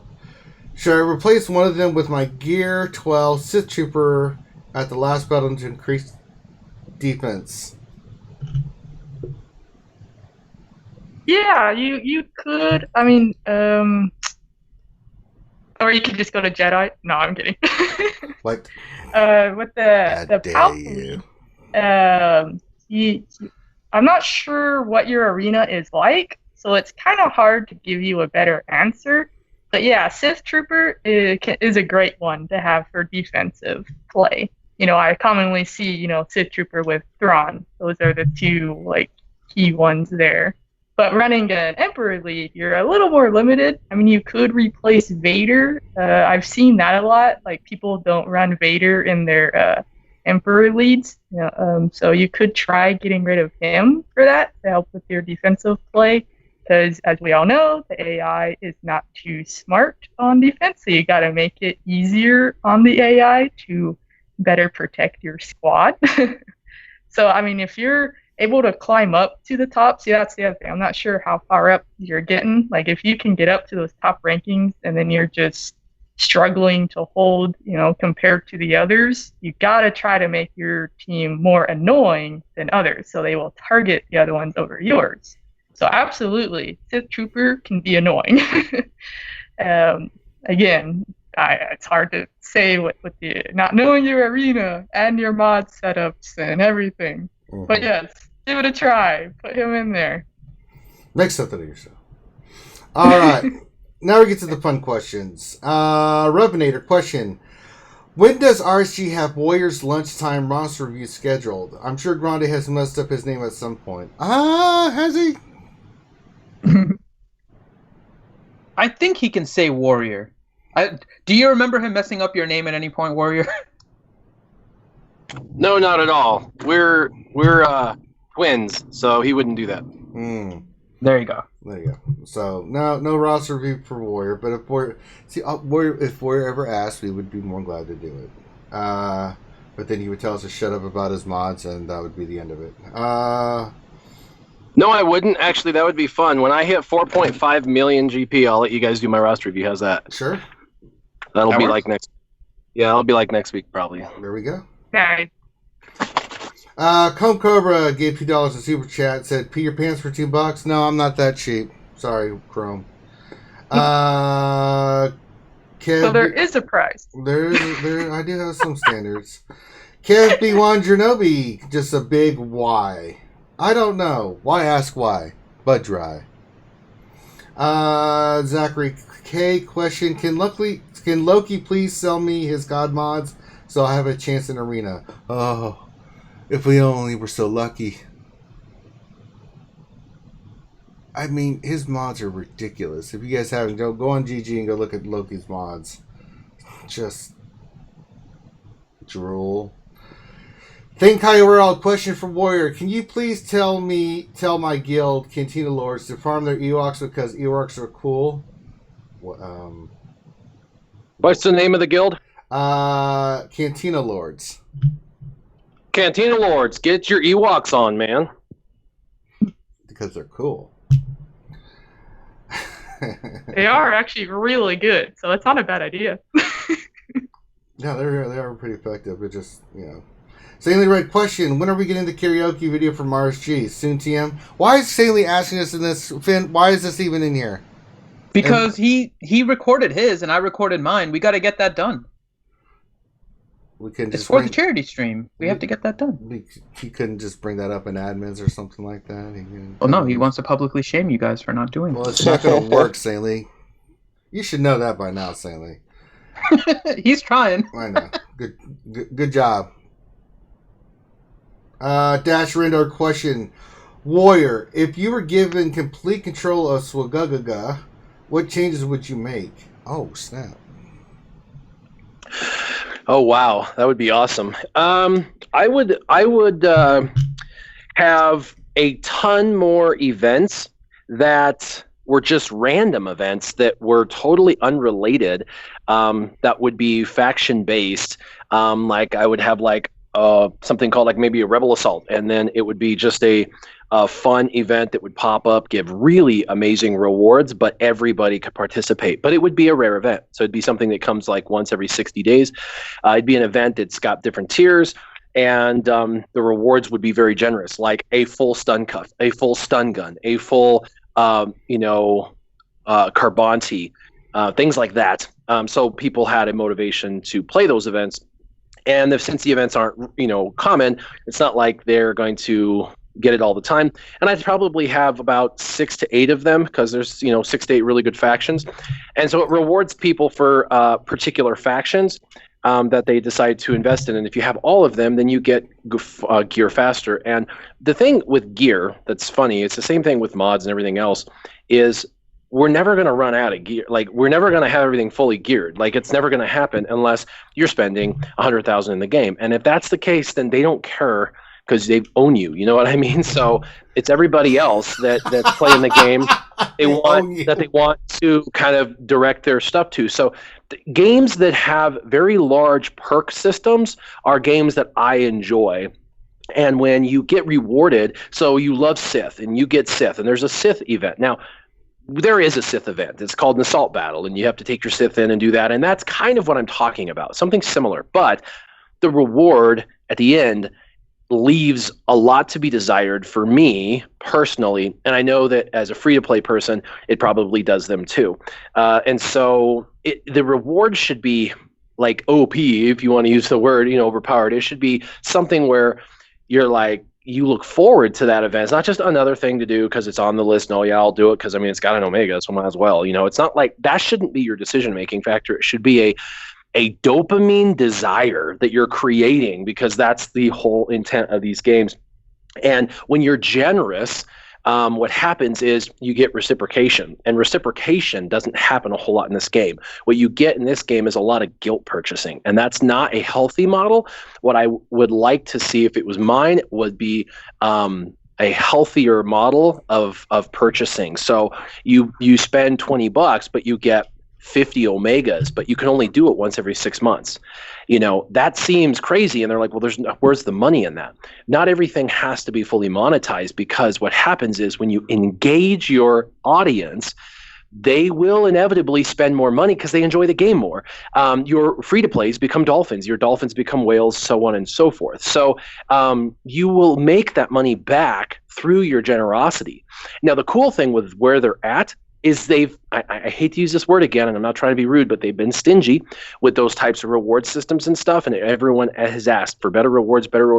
They're in a perfect pivotal position where everyone who has stuck it out, if they were to increase the rewards system, like double/triple the rewards, just with no strings attached, just we are going to make this game better through rewards and we're doubling it, they would have 100% better participation. They would have better retention for the first 3 to 6 month players. They would have satisfaction go through the roof, and they would have longevity for the next 12 months. And once you give something, you can't take it back. And so that's the issue with doing this. But I have played other games where the generosity was significantly higher, and they have very high participation rates. But at the end of the day, there is a financial model that they're building and following that makes them money, which keeps them in the top 10 most productive financial games. And so I get the decisions. I just don't get them. If it was my company, I would rather try to make that money up through customer participation and increased buy-in over the long haul, knowing that there's a chance that might not be paid out equivocally to doing this. Because what happens is people buy a $300 character, and then there's guilt, and then they use it and it's not as good as they thought, and they don't do that again. And so you lose out on that model. But if you are generous, all of a sudden these people start buying and stuff. And the last thing I would do, sorry to be so winded, is I would bring back a subscription service like they used to have. It's ridiculous they don't have one. Every major company pretty much every company has a subscription service of some sort. And so they need to have a $19.99 or a $9.99 or something monthly that gives people 150 crystals per day, or something like that to that extent. I would prefer 150 crystals a day for $9.99. pretty much every player in the game would probably secretly buy that and say they're free to play, but they would still buy it. And they would get their 3 refreshes a day, and there'd be more people getting 600, more participation, and they would actually create a massive basal income that is consistent, that goes through and through, that would help their numbers overall. So I would do that. I'd have better rewards. I'd have a more fun events that are random, that would be throughout, and then I would have a subscription service of some sort. There you go. All right, next question. Think a real question for Warrior. Are you ever going to take up RSG's offer of letting them help you stream in the mornings when you're free? I would love to see more streams from you. Yeah, so I used to do a ton of streams, and then I started to have issues over the last 3 months with my internet, so I haven't been able to do streams for the last 3 months or so, and that's a shame. And yes, you guys have offered. It will always come down to scheduling and whether I'm able to schedule this with individuals. In the past, my live streams were always, in fact, my patrons always hated this. They would say, I'd say, oh, by the way, I'm streaming in like 5 minutes. And they're like, what? Why didn't you schedule it? And it's like, well, I just realized I have an hour right now. So I can do it right now and I'm jumping. I can't do that with you guys. You know what I mean? It's not something it's not fair. It's not right. I need to be giving people heads up if they're helping me out. So I'm a bit of a conundrum. What I'm trying to figure out is how I can improve the consistency of my internet at home as far as stability.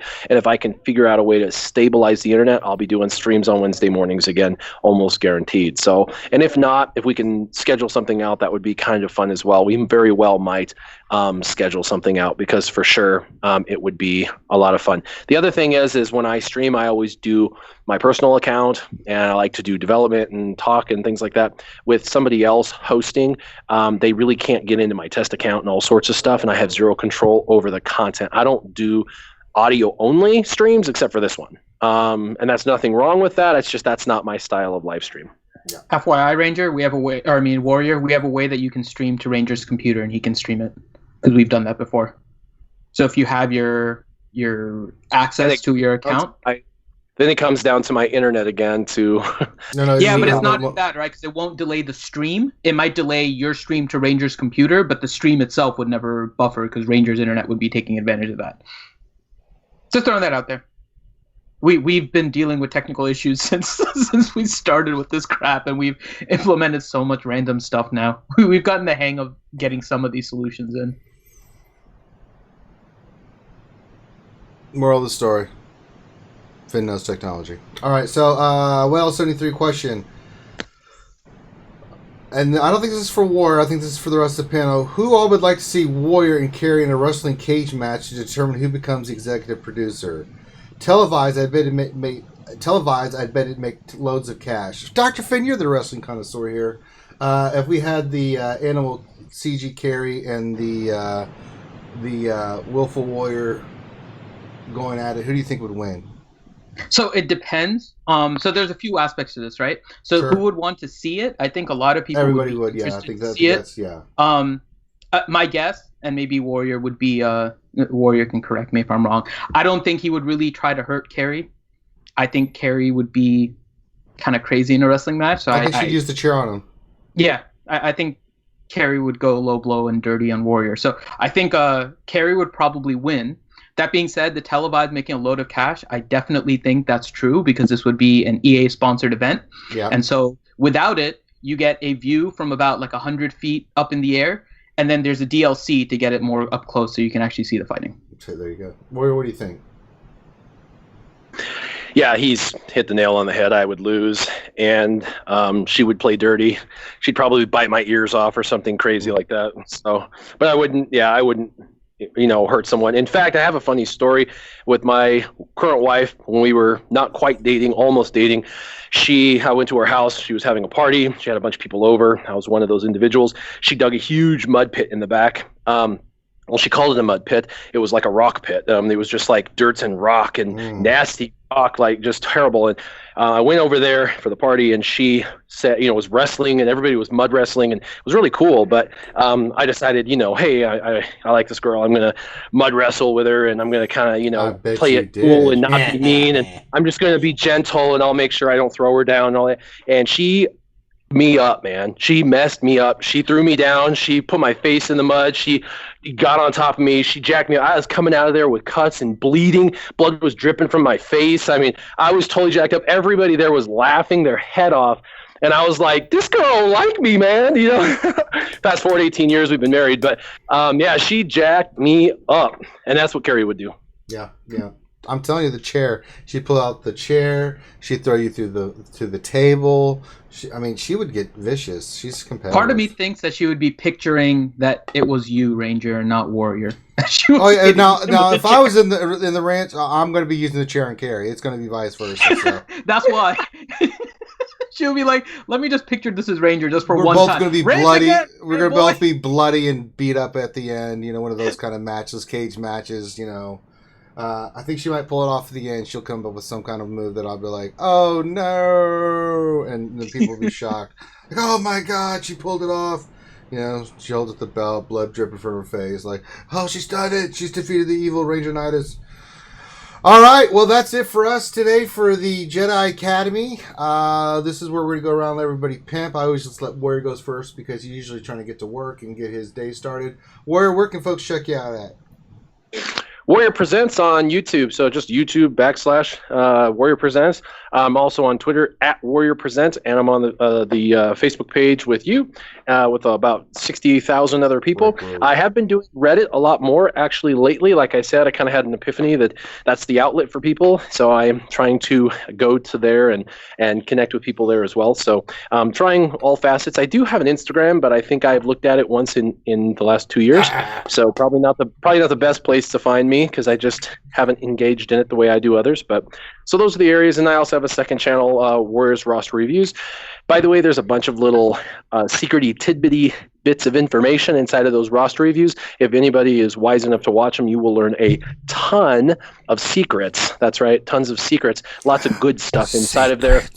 Yep, I talk about raids, I talk about territory wars, offense, defense, all sorts of crazy stuff. So if any of that interests you, there's a reason why some of that content doesn't make my main channel, because some of that stuff is a little more hush-hush, but for smart people, they'll watch and they'll learn. Secrets. All right, so check it out, guys. Lady Adasher, where can folks check you out? You have a YouTube page.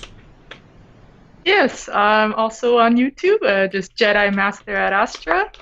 Very easy to find. As my title states, most of the content is Jedi related. I have a few raid ones too, because I do enjoy raiding. But yeah, more Jedi videos I will be uploading soon, continuously. I mean, it's exciting times for me. Otherwise, I hang out on Discord like crazy. I mean, if you want to hit me up there, if you have any questions or I can help with something, I like helping to the best of my knowledge. Yeah. Xylo? What's the channel called? Oh, Jedi Master at Astra. YouTube. And it is in the description of the YouTube video as well. She is now officially listed under the crew.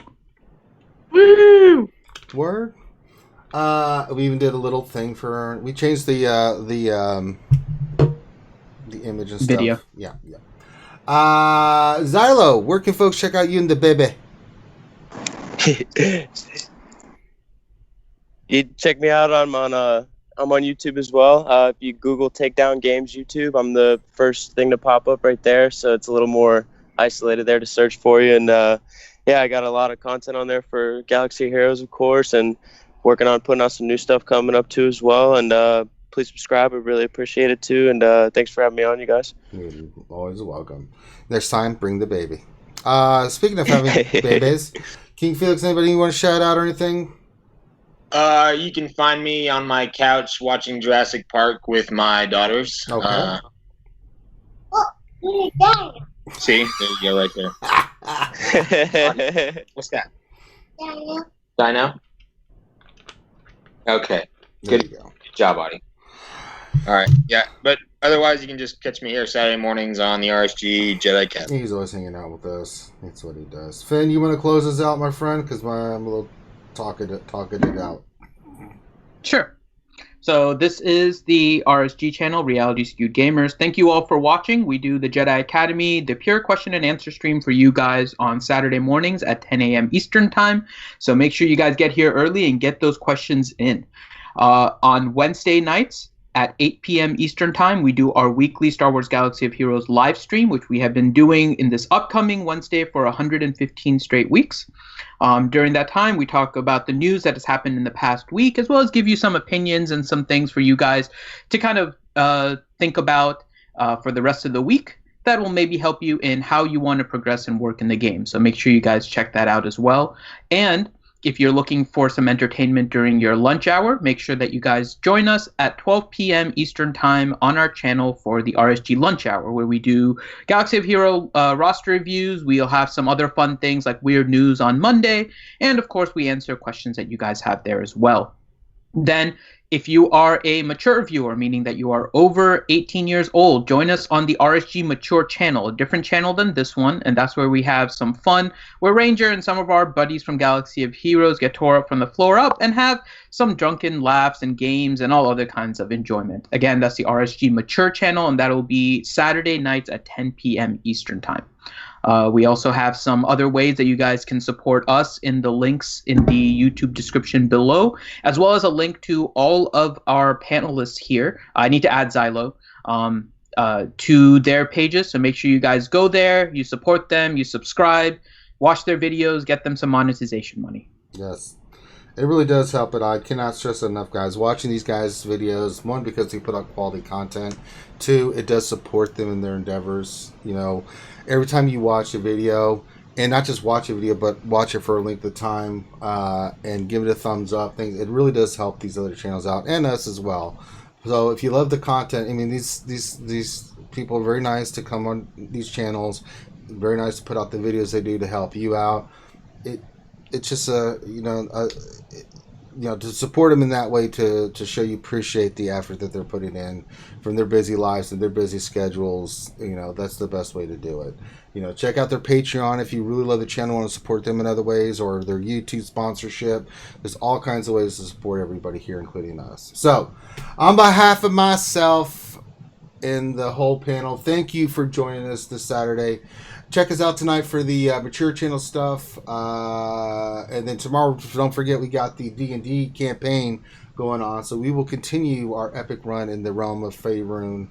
And then Monday we'll start it all over again, doing what we do best. So if I have myself the panel, everyone have a great rest of your day. We really appreciate your support, and we will holler at you later. Peace out.